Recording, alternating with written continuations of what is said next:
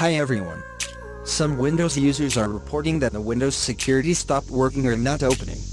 Windows Security, or Windows Defender, is a default antivirus and security solution available with Windows. In most cases, Windows Security doesn't open and work after Windows Update was installed or after upgrading to Windows 11.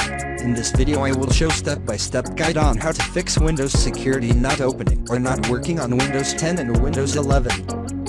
Method 1. Reinstall using PowerShell command. Open PowerShell as administrator.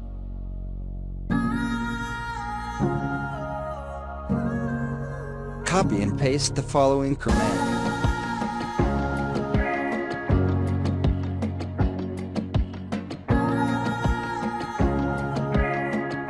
Method 2.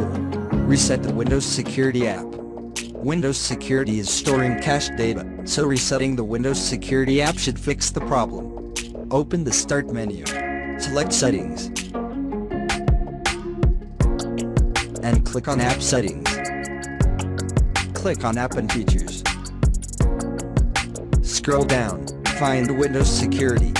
Once you locate Windows Security, click on the action icon, 3 dot, then click on Advanced Options. Inside the Advanced Options of Windows Security, scroll down to the Reset tab, then click on the Reset button. I hope this video will help you to fix Windows Security not opening or working problem.